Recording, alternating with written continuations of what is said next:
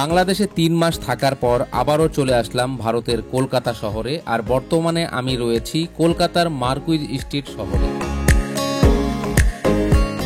আর আপনারা জানেন বাংলাদেশিদের ট্যুরিস্ট ভিসা দেওয়া হচ্ছে না, যার কারণে বাংলাদেশিরা কিন্তু এখন এই মার্কুইজ স্ট্রিটে আসতে পারছে না, যার কারণে এখন কেউ মার্কুইজ স্ট্রিটে আসতেছে না, মানে ভিসা নাই তাই আসতেছে না।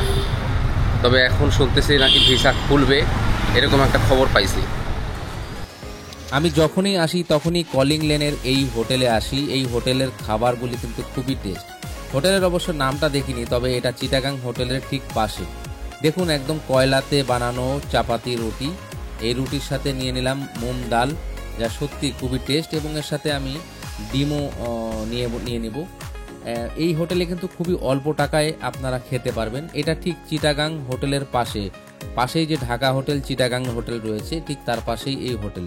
খুবই অল্প টাকার মধ্যে আপনারা এখানে খেতে পারবেন।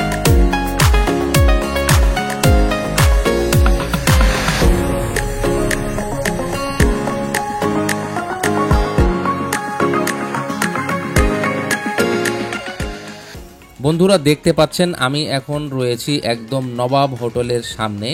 আমি আপনাদেরকে বলবো এই নবাব হোটেল বা খালেক হোটেল, এইসব হোটেলকে একটু ইগনোরই করবেন।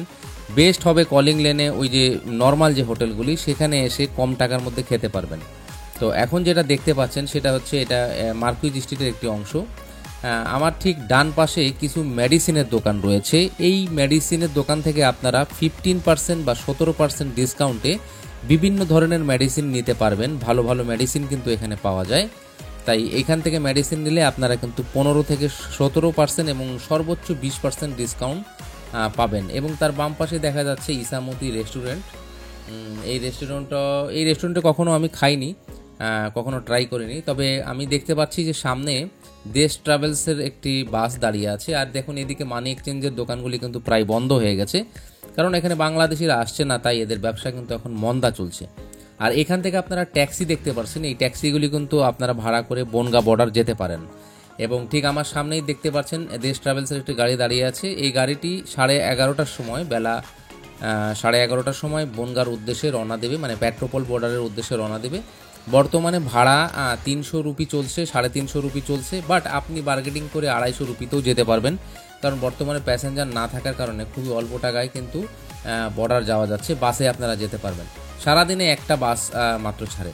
ঠিক ডান পাশে দেখছেন যে কটন গ্যালারি এবং মার্কুইজ প্লেস, তার আর ওইখানে সোহাগের কাউন্টারও রয়েছে। আর বর্তমানে দেখেন যখন মানুষ কিন্তু খুব একটা নাই, এই অঞ্চলে কিন্তু বেশিরভাগ বাংলাদেশিদেরই চলাচল।